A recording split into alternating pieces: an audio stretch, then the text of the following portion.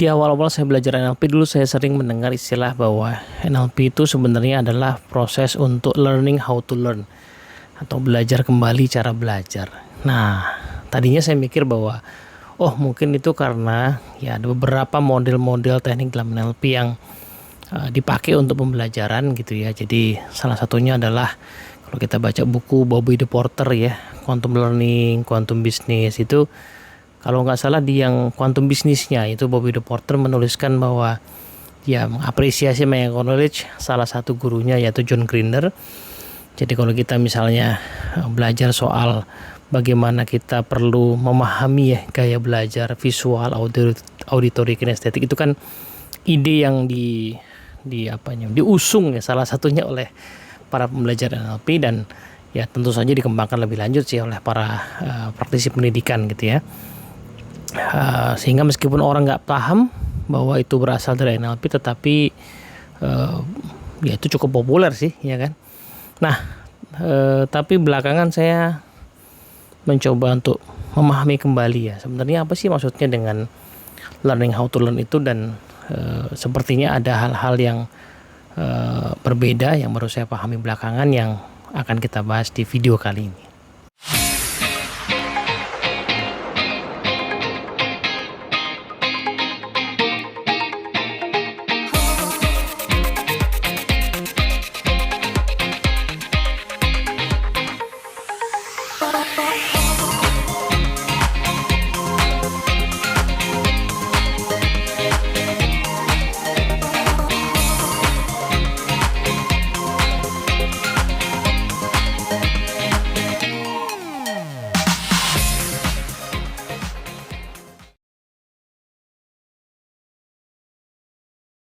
Oke, assalamualaikum warahmatullahi wabarakatuh. Halo teman-teman semua, ketemu lagi kita ya.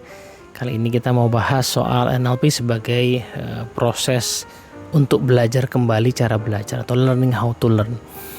Nah, awal mulanya saya kepikir untuk bahas ini karena saya lagi membaca ulang ya. Tapi kalau istilah membaca ulang tuh kesannya kok kayak sudah pernah dan tuntas lalu diulangi gitu ya. Sebenarnya belum juga sih, pernah tapi nggak selesai karena nggak sanggup, lalu saya ulangi dari awal lah gitu. Moga-moga sekarang sanggup. Yaitu membaca bukunya Pak Gregory Bateson yang judulnya Steps to an Ecology of Mind. Buku Pak Gregory Bateson ini adalah bisa dibilang kakek gurunya NLP ya, karena kalau kita menganggap Pak Bandler, Grinder, Robert Dilts, Frank Pucelik itu sebagai generasi awal, maka Pak Gregory Bateson ini adalah guru mereka gitu ya. Konon beliau yang mengarrange pertemuan Bandler dan Grinder dengan Milton Erickson gitu. Nah, buku tersebut ya bukan buku NLP ya tentu saja, tapi buku tersebut adalah buku yang menjelaskan tentang perjalanan intelektual beliau ya. Kalau nggak salah itu kumpulan penelitian yang range-nya sangat panjang ya, sekitar 30, 35 atau bahkan 40 tahun karir beliau, yang minatnya tuh sangat luas ya, dari soal skizofrenia sampai soal lumba-lumba gitu ya.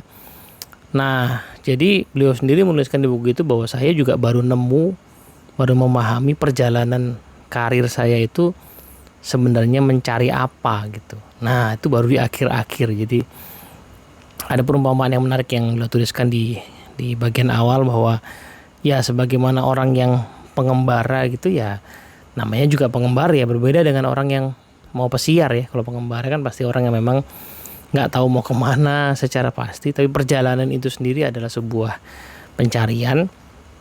Jadi baru di ujung tuh ya, di ujung baru kemudian beliau menemukan benang merahnya adalah soal mind atau soal ide, yang tentu saja di zaman sekarang kesannya itu sudah sesuatu yang common, tetapi di masa itu ya mohon diingat, ini di masa-masa itu ini sesuatu yang belum banyak dibahas orang gitu. Nah,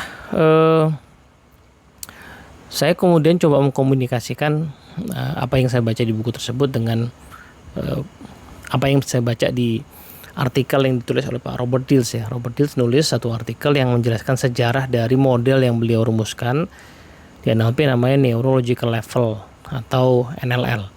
Nah, di artikel itu dia cerita kalau NLP itu lahir ya dari pelajaran yang dia dapat dari Gregory Bateson gitu ya, yang dirunut ke belakang lagi ya dikembangkan dari idenya Bertrand Russell lah. Itu kapan-kapan kita bahas gitu. Tapi intinya kalau boleh dijelaskan secara sederhana dulu, bahwa Pak Bateson itu mendapati ya bahwa makhluk hidup itu punya berbagai jenis proses belajar ya, yang bisa dibilang manusia ini punya kekhasan gitu dibandingkan dengan makhluk hidup yang lain. Pembelajaran yang paling basic adalah pembelajaran yang kalau di dunia learning organization sering disebut sebagai single loop learning ya. Single loop learning itu pembelajaran kayak stimulus respon. Jadi kalau ingat cerita riset tentang anjingnya Pavlov itu ya.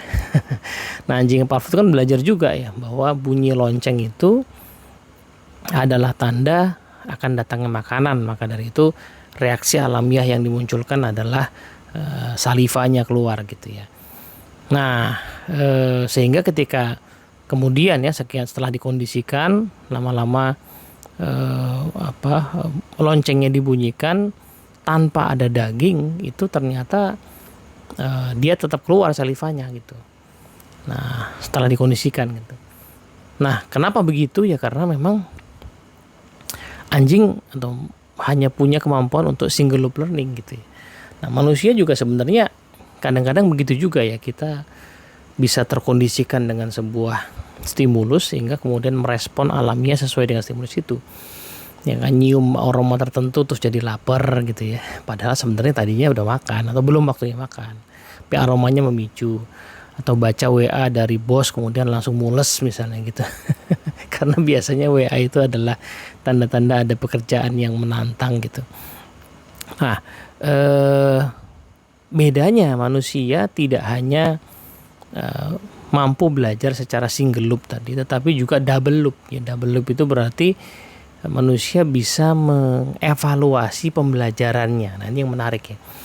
Jadi bukan semata-mata mengevaluasi kejadiannya, tetapi mengevaluasi pembelajarannya itu sendiri. Sehingga kita sebagai manusia bisa merefleksi gitu.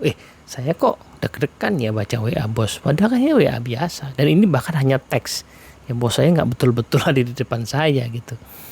Bahkan saya belum baca sebenarnya, baru hanya mendapati ada WA masuk aja gitu. Kok saya grogi ya presentasi di depan umum, padahal presentasi itu kan realnya bicara gitu kan. Yang saya ajak bicara juga manusia ya kan. Nah, proses-proses refleksi seperti ini itu khas ya ada di manusia, sehingga kalau dipikir-pikir manusia itu bisa berkembang, bertumbuh ya, tidak seperti makhluk-makhluk lain gitu. Dalam bahasa yang lain adalah manusia itu bisa mengubah nasibnya gitu. Diberi ruang untuk itu ya, ruang untuk mengubah nasibnya dengan proses double loop learning itu. Jadi melakukan refleksi pembelajaran atas proses belajarnya sendiri gitu. Sehingga orang boleh saja misalnya dia lahir di keluarga yang latar belakangnya buruk gitu ya.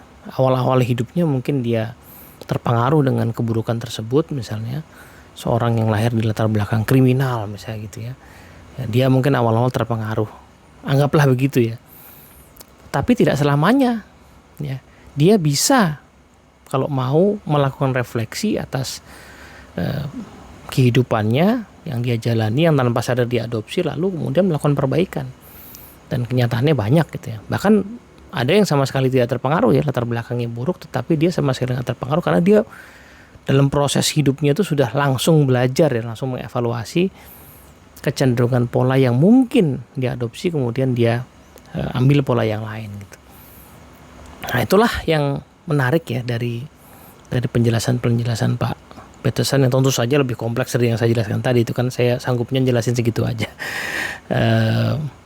Nah, tapi poinnya apa ya hubungannya dengan NLP yang tadi mau kita bahas soal belajar kembali cara belajar? Karena kalau dikaitkan dengan mungkin masa-masa awal NLP dikembangkan kan banyak bicara soal terapi ya. Jadi klien-kliennya Virginia Satir misalnya, itu adalah orang-orang yang kalau dibedah dengan pendekatannya Satir, kemudian belakangan dengan pendekatan NLP, orang yang punya masalah sebenarnya adalah orang yang belum sanggup ya melakukan proses double loop learning gitu. Jadi dia hanya single loop learning ya. Ya, anggaplah tadi ya, orang mengalami psikosomatis mules ketika terima WA dari bos gitu.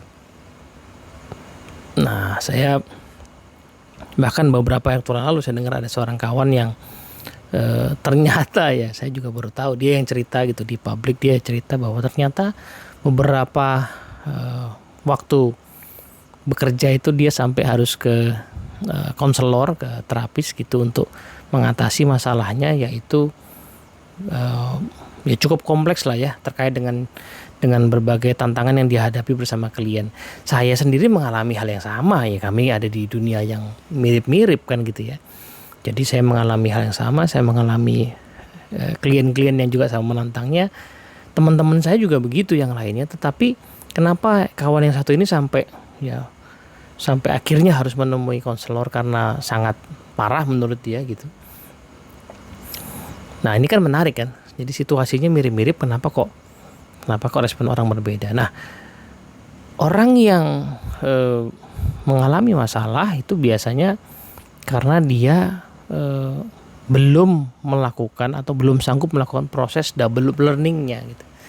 Proses mengevaluasi cara dia belajar. Karena sebenarnya respon yang kurang memberdayakan itu, yang pengen diterapi itu kan sebenarnya proses belajar ya. Orang tuh nggak tiba-tiba kecanduan gitu, nggak ada ya. Orang nggak tiba-tiba kemudian jadi abusive misalnya, nggak ada. Orang nggak tiba-tiba kemudian tadi ya psikosomatis aja dari lahir gitu, nggak ada. Semua itu proses belajar gitu.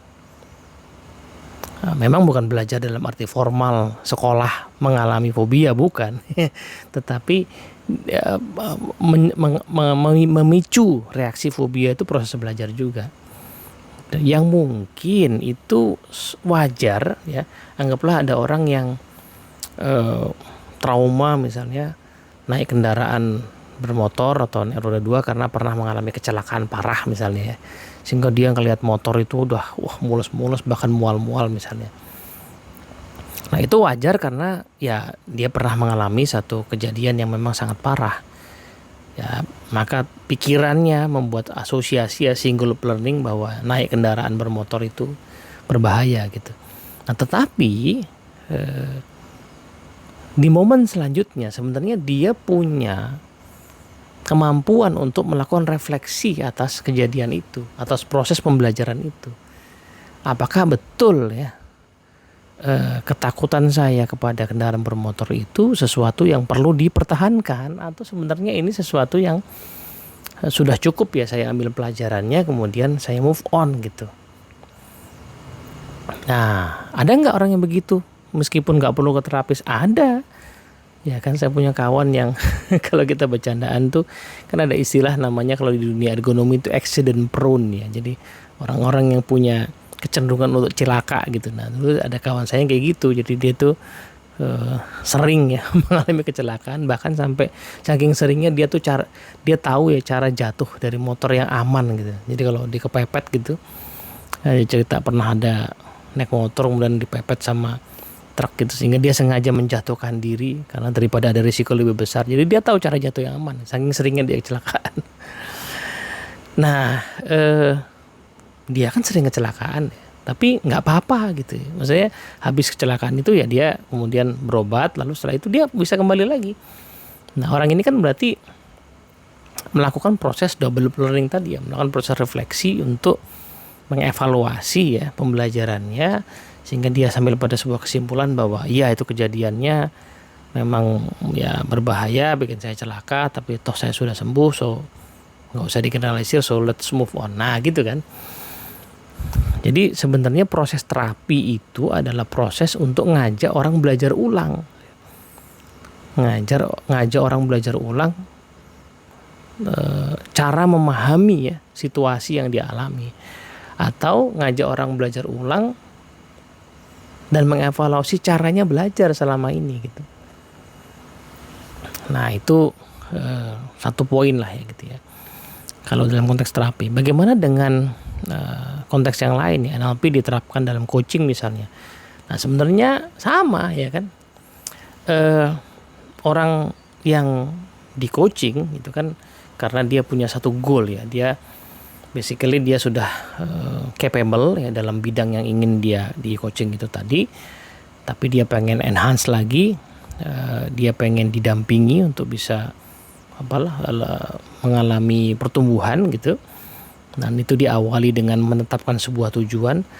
Nah kenyataan bahwa tujuan itu ditetapkan berarti kan tujuan itu sesuatu yang belum bisa dia capai sendiri kan.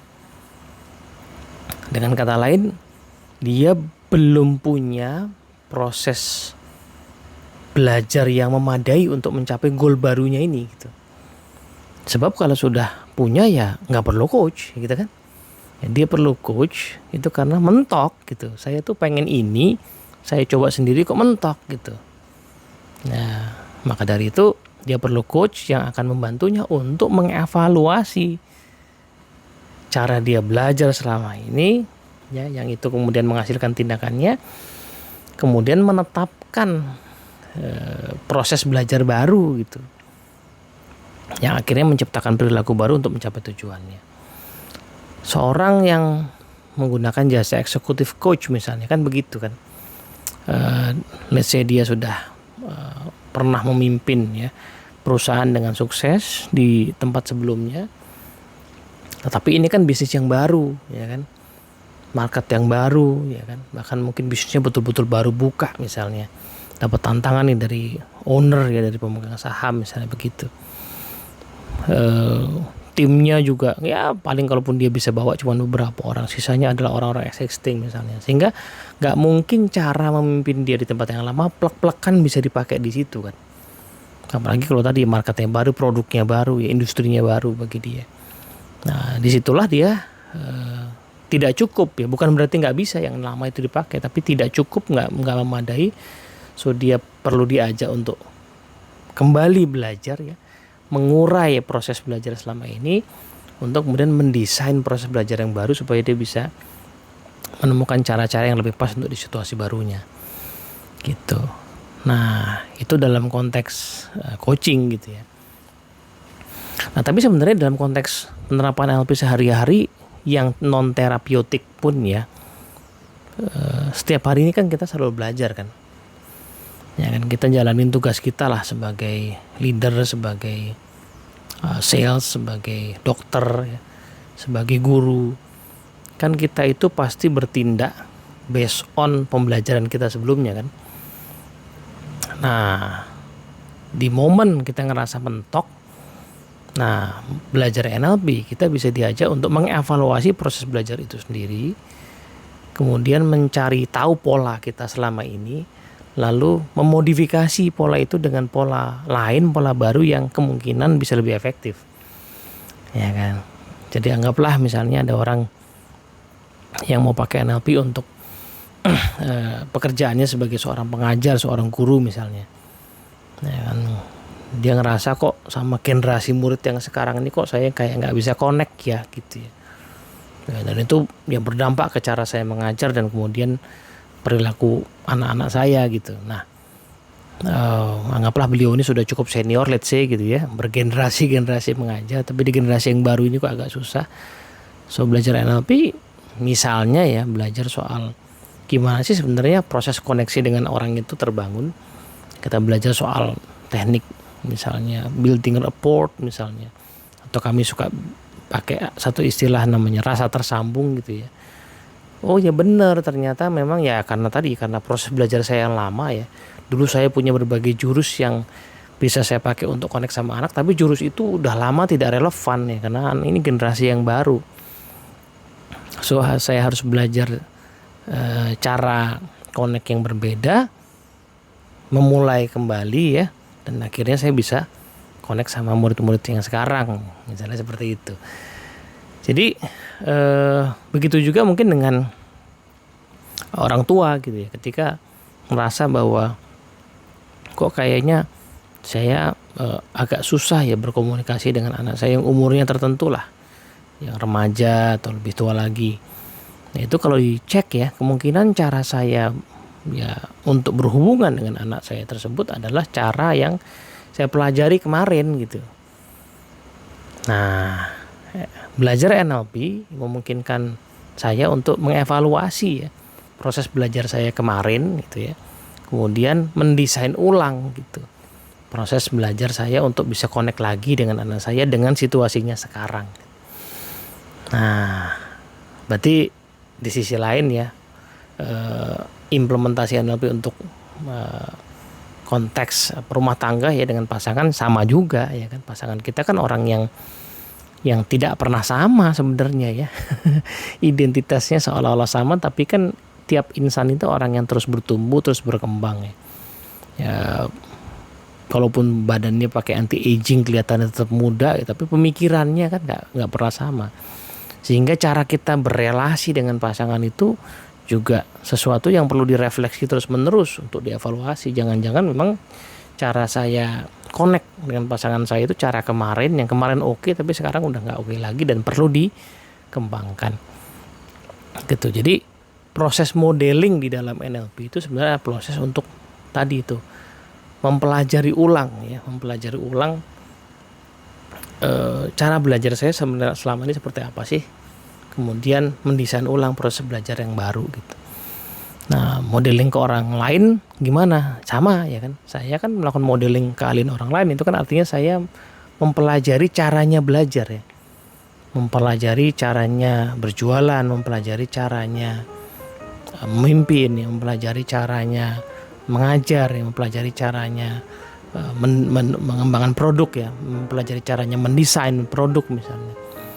Nah, proses belajar itu kan hanya bisa saya lakukan dalam konteks saya sebagai pengamat, observer ya. Saya mengamati proses dia belajar. Nah, pada saat saya mau ambil teknik-tekniknya, pola pikirnya ke dalam konteks diri saya, kan saya harus juga berada di posisi double loop learning ya. Saya bandingkan dengan cara belajar saya, kemudian saya enhance ke situ, kan nggak bisa plek-plekan modeling juga kan. Nah, seperti itu sih teman-teman semua. Jadi masih valid kalau kita bilang NLP adalah proses untuk learning how to learn. Nah, tetapi tidak hanya bahwa beberapa teknik NLP bisa dipakai untuk belajar ya, memudahkan mengingat. Ada sih bukunya Robert Dilts juga, dan dynamic learning itu memang banyak teknik untuk mempermudah kita belajar, mempelajari bahasa dan lain sebagainya. Tapi nggak cuma itu ya, yang lebih jauh memang esensi dari NLP itu sendiri adalah melakukan proses double loop learning ya, sehingga kita bisa mengevaluasi pembelajaran kita yang lama dan melakukan perbaikan, peningkatan ya, sehingga kita bisa mencapai diri kita yang lebih baik. Moga-moga bermanfaat. Assalamualaikum warahmatullahi wabarakatuh.